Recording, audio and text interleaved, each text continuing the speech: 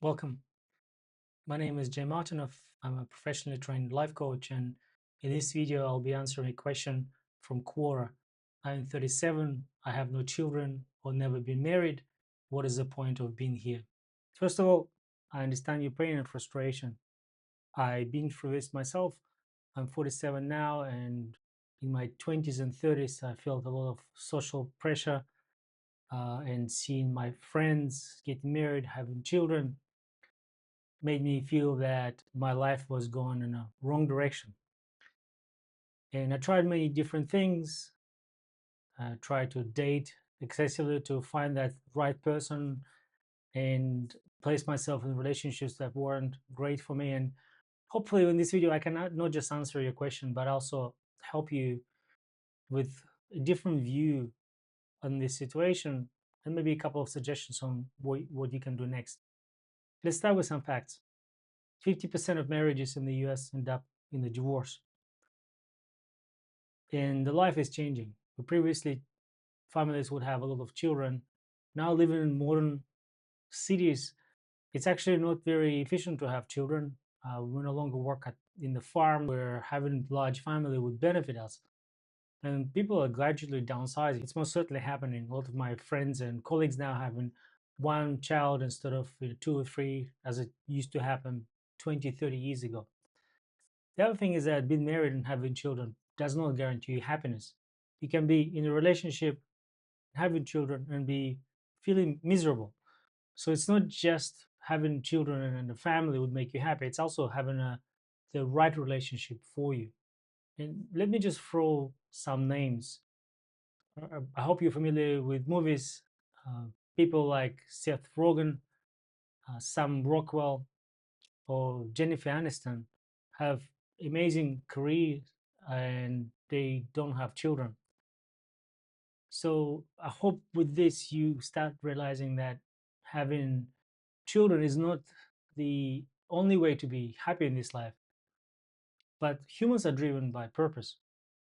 A lot of us need to have that some mission, something that makes you wake up in the morning and go run your business with a smile on your face, or something that worries you, something that you're passionate about. And one of the most natural way to us to have a passion in life is having family, right? It automatically creates a purpose for you, just like this. All of a sudden, you have someone to care about. Maybe it's not just one person. If you have a big family, and that ultimately gives you something to do. But that's not the only way to get that purpose in life. We find purpose through various things. It can be some big grandiose missions like flying a rocket to Mars, or it could be something as simple as helping your neighbors or working in a job that gives you that sense of satisfaction, sense of purpose.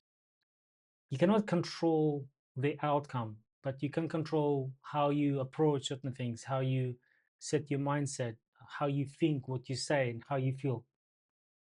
Because the outcome is not controlled by you, you should not put all of your chips on one bet, and that is to have family and have kids. It may or may not happen, but before you jump there, let's have a look at other aspects of your life that you may potentially need to be changing.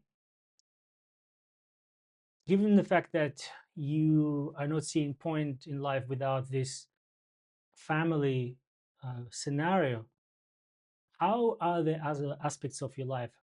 How's your financial situation? How's your health? How's other relationships in your life going? Do you have good friends network around you? Is your job fulfilling?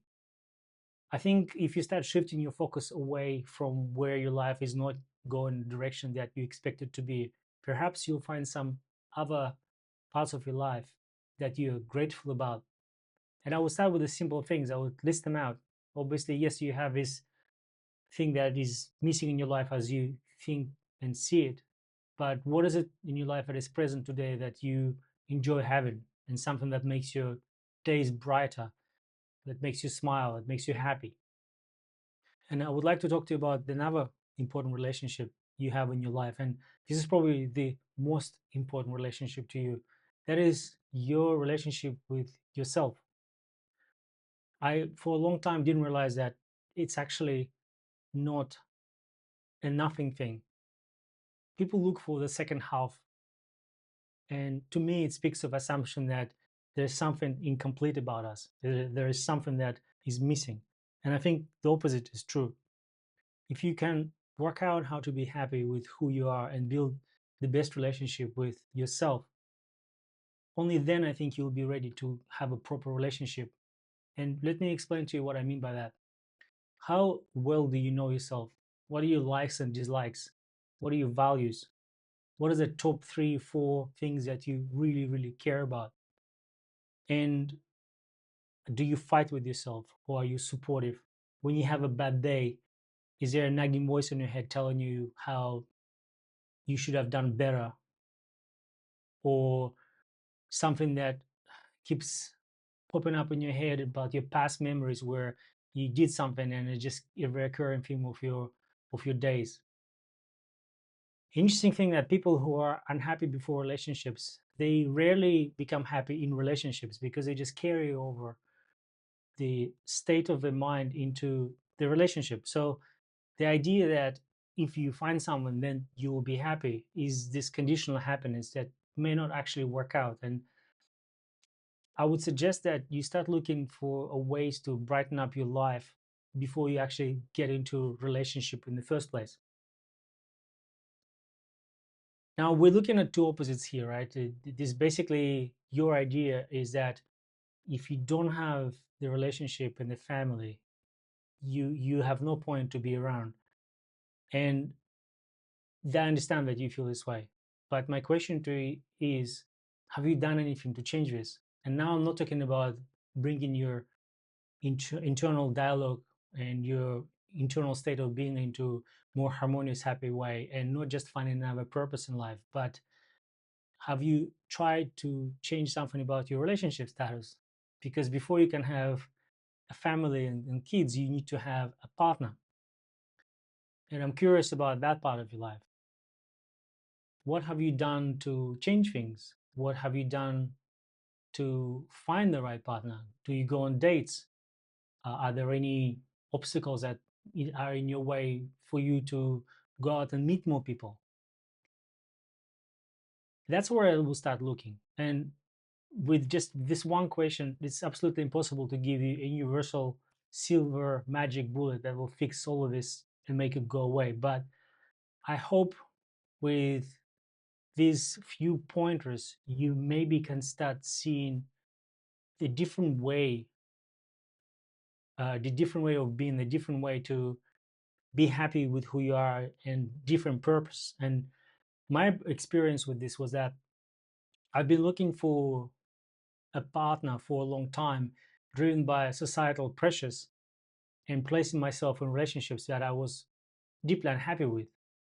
And that was a paradox that I couldn't break out of.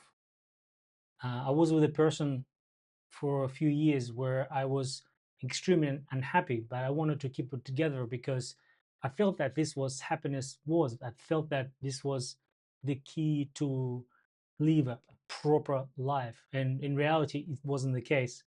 I didn't know who I was, or I was still exploring, trying to understand what I liked about other people who would be a compatible person to be with me, and also not being attached to the outcome. I really wanted those relationships to work, even though they weren't with the right person and I didn't have the right mindset. And only when I decided that I'm not going to be trying to make this unlikely thing happen and stayed single for a long time, I then found this inner peace where I could just be me. And only then I started attracting the right people. I started meeting friends and we built quite a good social network. And then I started meeting people who actually were clicking with me quite well.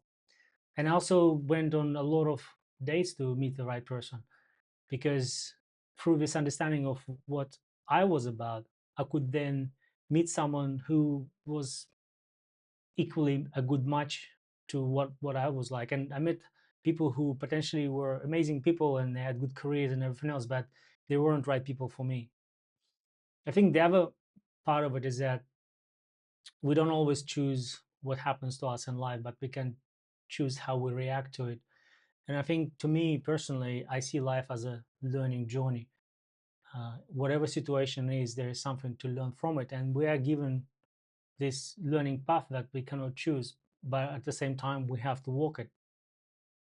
So I hope that was helpful, and I look forward to answer future questions. If you enjoy this, please come back for more.